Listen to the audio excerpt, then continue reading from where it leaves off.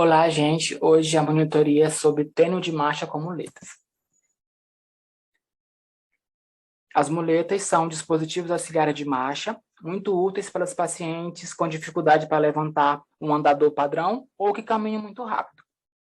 Geralmente são indicadas para pacientes jovens que necessitam aumentar a base de apoio para não sobrecarregar um dos membros, até porque precisa ter força em membros superiores, e esse paciente jovem precisa fazer uma força para frente, uma propulsão. Então, por conta disso, elas acabam tendo essa utilidade. Elas requerem muito gasto energético e força no braço e no ombro, sendo geralmente difíceis de serem usadas por idosos mais fracos. Dessa forma, elas acabam não sendo indicadas para esses idosos. Nesse caso, a indicação mais assertiva seriam as bengalas. Existem dois tipos de muletas, que são as axilares, e as canadenses. As muletas axilares apresentam baixo custo e permitem que o paciente possa andar sem apoio nos membros inferiores, mas geralmente são mais incômodas e difíceis de usar.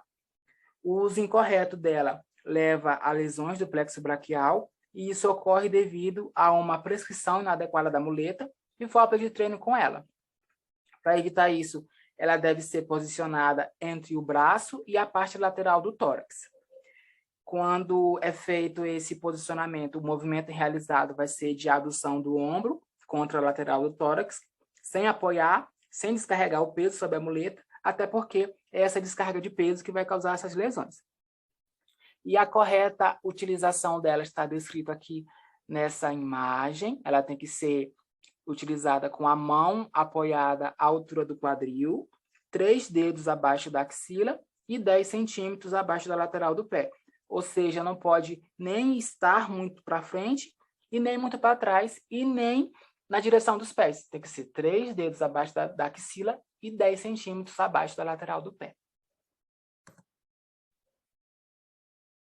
As muletas canadenses são muito utilizadas em lesões neurológicas, são aqueles pacientes que apresentam trauma raquimedular, e principalmente em lesões parciais, que são aqueles pacientes que vão ter controle de tronco, controle de pelve, e isso vai facilitar a locomoção.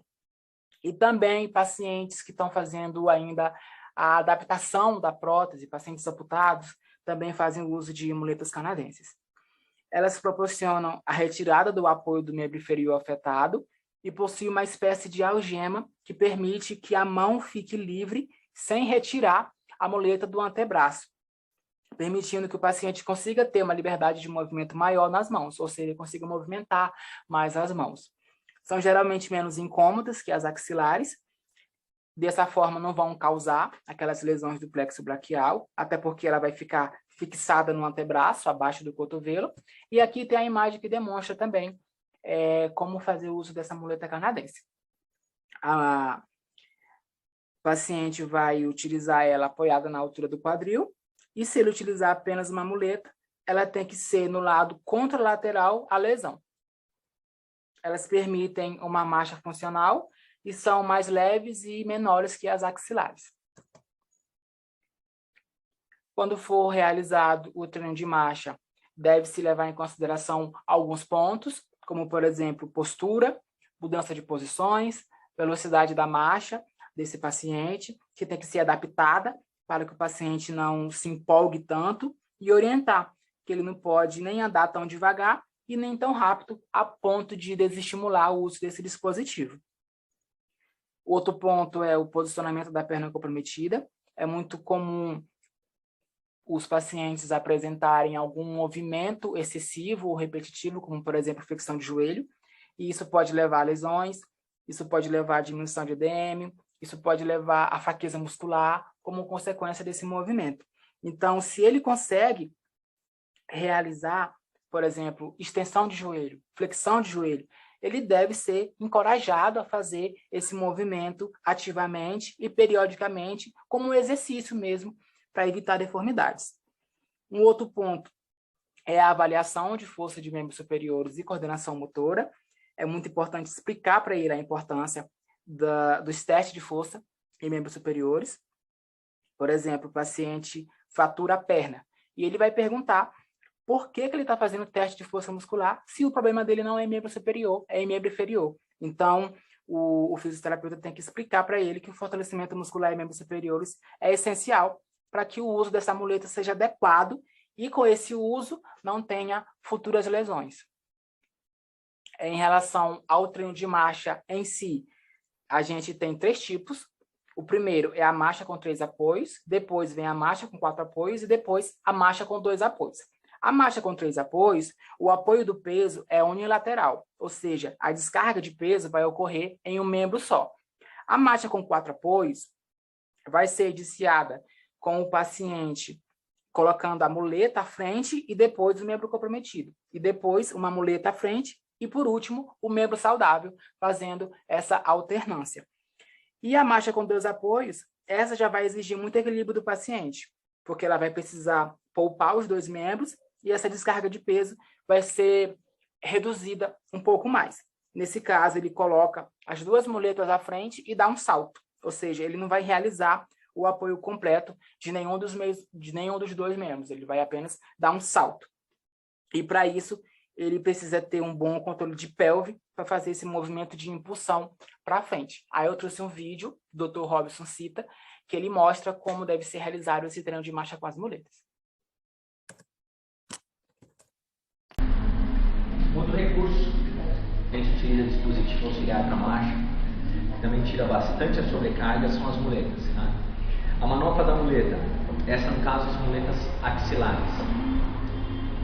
A manopla da muleta, mais ou menos, eu vou regular ao nível do meu trocante maior do fêmur e a região axilar dela vai ficar 3 dedos abaixo do vencedor.